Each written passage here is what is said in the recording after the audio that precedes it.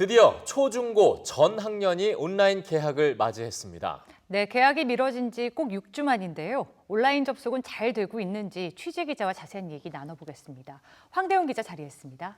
어서 오세요. 네, 안녕하십니까? 네, 안녕하십니까. 자, 드디어 전 학년, 네. 그러니까 초중고등학교 모든 학년이 온라인 등교를 이제 시작을 하게 된 건데요.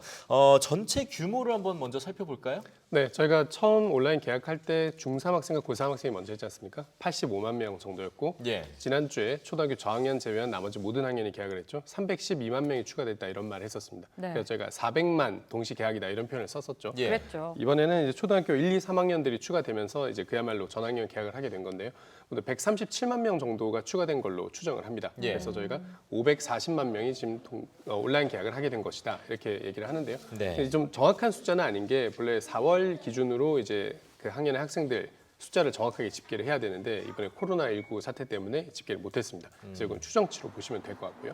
초등학교 3학년 같은 경우에는 기존의 상급 학년들하고 마찬가지로 컴퓨터나 스마트 기기를 이용해서 온라인 수업을 듣는 걸로 보시면 되겠습니다. 네. 초등학교 1, 2학년이 조금 예외인데요.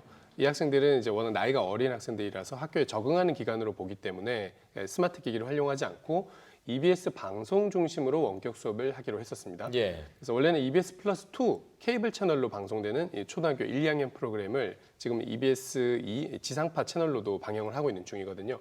그래서 학교에서 배포한 학습 꾸러미를 바탕으로 이 영상을 보면서 수업에 참여를 하고요. 출석 체크도 이제 보호자와 교사가 같이 연락을 해서 해야 되는 상황입니다. 그래서 이런 것 때문에 좀 현장에서는 사실상 이 저학년 같은 경우에는 좀 부모 계약이 아니냐 이런 하소연도 나오고 있는 상황입니다. 맞습니다. 네. 오늘이 사실상 가장 많은 인원이 접속을 한 상태였는데 접속 상태, 온라인 수업 잘 원활하게 이루어졌나요? 전반적으로는 좀 순조롭게 진행이 된 것 같은데요. 지난 목요일에 300만, 그리고 금요일에는 이제 선거로 이제 투표 선수로 쓰였던 학생들 100만까지 추가해서 400만이 오전에 동시 접속을 했었고, 예. 오늘은 이제 540만인 겁니다. 그 사이트 먹통 상황은 발생하지는 않았지만 SNS에서는 산발적으로 원격 교육 사이트들에 좀 로그인이 지연된다 이런 소식들도 들려오긴 했습니다. 대부분 좀 일시적인 문제로 추정이 되고요. EBS 온라인 클래스도 동시 접속자가 9시 42분경에 60만을 돌파하면서 여전히 많은 숫자가 이용하고 있는 걸 볼 수 있었습니다. 네. 이학스터도 비슷한 수준이었고요. 다만 이 9시 32분경에 EBS 홈페이지에서 온에어로 접속할 때 이게 그러니까 TV에 나오는 영상을 이제 인터넷으로 보게 하는 기능인 건데요. 예. 이걸 접속할 때 약간 접속 지연되는 현상이 발생을 했습니다. 이게 9시 50분경에는 해결이 됐으니까 18분 정도 안에 해결이 되긴 했지만요. 대체로 그 초등학교 1, 2학년 같은 경우에는 원래 수업을 텔레비전 시청을 통해서 보는 게 원칙인데 컴퓨터로 접속하신 분들이 생각보다 많으셨던 것 같습니다. 네. 지금은 서버가 이제 확장이 개선 작업이 이루어지면서 다 정상화가 됐고요. 또 내일도 이렇게 혹시 인터넷에서 접속하시는 분들이 몰릴 것을 대비해서 네이버 TV나 카카오 TV에도 EBS 강의 영상을 추가로 송출하기로 완료가 된 상태입니다. 네. 가장 확실한 해결책은 사실 등교 개학일 텐데 네. 코로나 확진자 숫자가 좀 줄어들면서 등교 개학이 가능한 거 아니냐라는 질문이 계속 나오거든요. 사실 오늘만 해도 확진자 숫자가 13명으로 나왔습니다. 이게 예. 총 1만 674명의 누적 확진자가 발생을 한 거고요.